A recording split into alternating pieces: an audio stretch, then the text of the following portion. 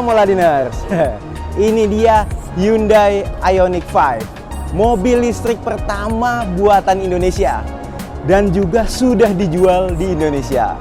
Soal harganya, nanti dulu ngomongin harga. Di video ini kami akan bahas kelebihan dari Ioniq 5 dan juga kekurangannya. Nah, mau tahu kan apa saja kelebihan dan kekurangan mobil ini? Untuk jawabannya simak video ini sampai habis.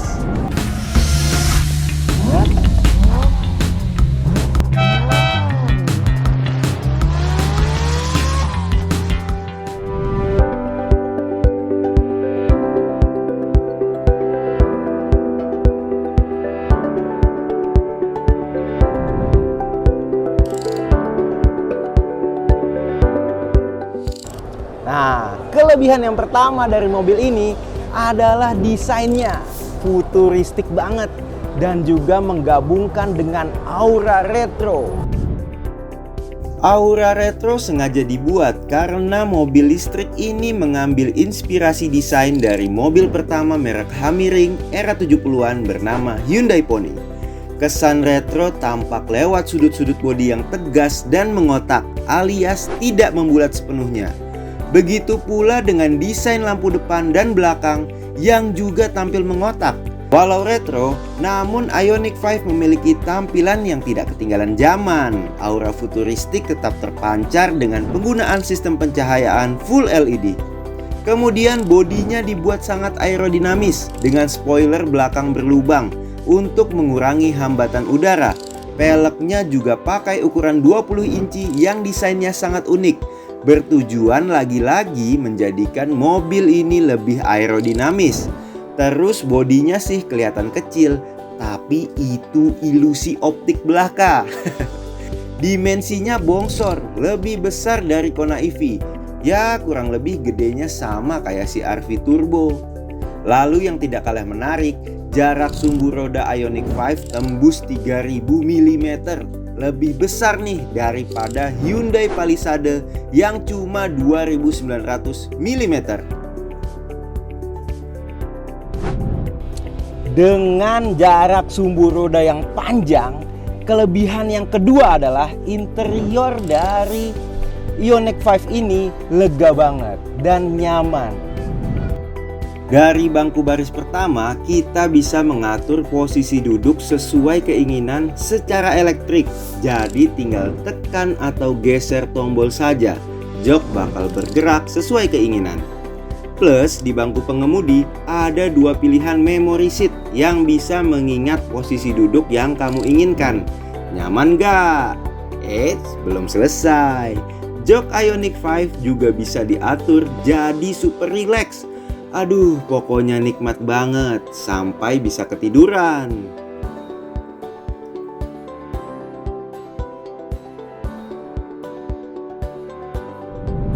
Ketika duduk di bangku belakang juga, legroomnya sangat luas.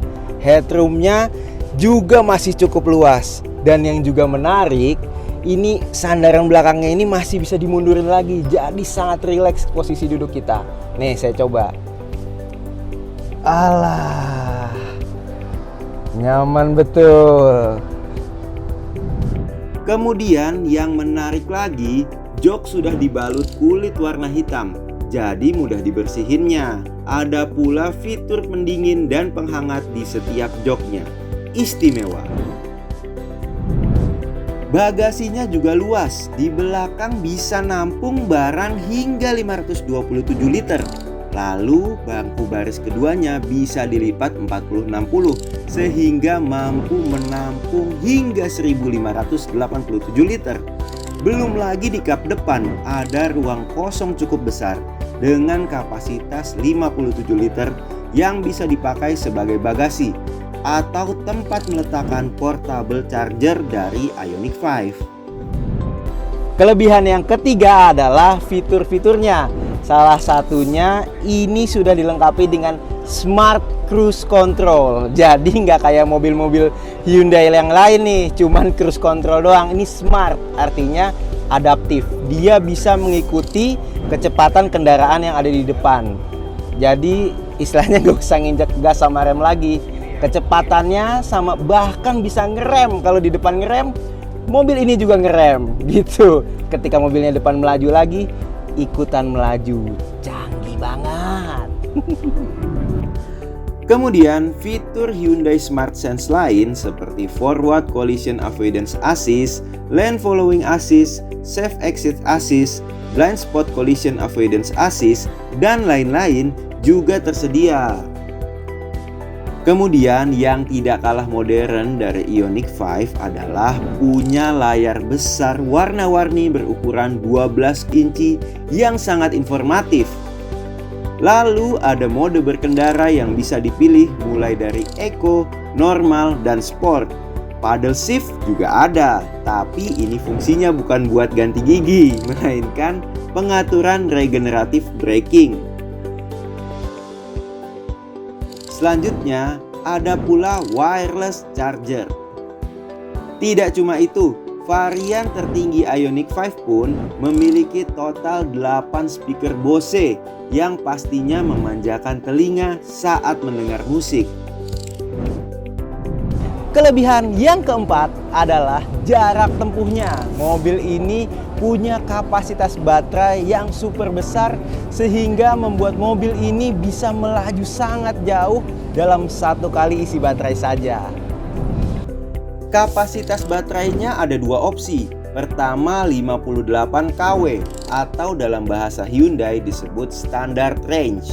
Ini bisa untuk berkendara sejauh 384 km. Lalu untuk baterai yang paling besar kapasitasnya tembus 72,6 kW atau disebut varian long range. Nah, ini bisa membuat mobil melaju hingga 481 km alias membuat Ioniq 5 menjadi mobil listrik Hyundai dengan jarak tempuh terjauh. Tidak percaya? Ambil contoh Ioniq Sedan EV yang cuma bisa melaju 373 km. Sementara Hyundai Kona EV hanya 345 km. Jadi memang Ioniq 5 ini tidak perlu diragukan lagi soal kemampuan baterainya.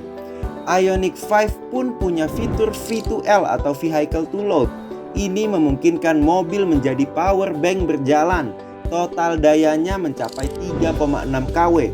Bisa dipakai memberi tenaga berbagai macam perangkat elektronik seperti kulkas hingga coffee maker. Gua udah coba sendiri kopi hitam yang dibuat dari setrumnya Ioniq 5. Rasanya pahit. Tapi nggak apa-apa karena hidup gua itu udah terlalu manis Moladiners.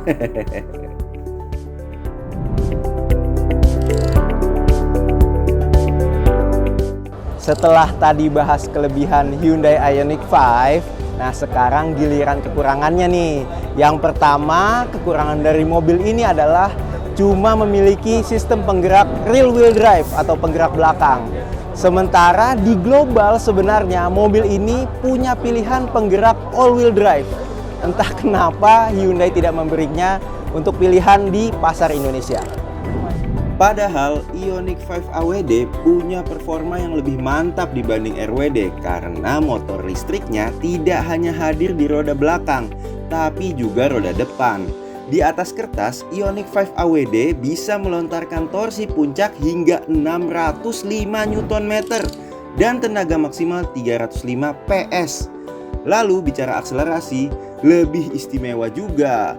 Mampu berlari dari posisi diam hingga 100 km per jam cuma dalam 5,2 detik. Mantap nggak tuh? Bandingin sama Ioniq 5 Indonesia berpenggerak RWD yang cuma mampu mengeluarkan torsi 350 Nm dan tenaga 217 PS. Lalu kemampuan akselerasinya pun lebih lambat dibanding yang AWD, cuma 7,4 detik. Gapnya cukup jauh bukan? Kekurangan yang kedua nih, di atapnya. Emang sih udah ada kaca gede banget, tapi nggak bisa dibuka. Hyundai bilangnya namanya vision roof, jadi nggak bisa dibuka. Kalau sunroof bisa dibuka, tapi seenggaknya ini tutupannya itu udah secara elektrik nih dari sini gitu. Beda kayak Honda HR-V yang baru launching tuh, itu tutupnya manual, susah. Tapi ini udah cukup mantep lah, bisa dipencet gini langsung nutup.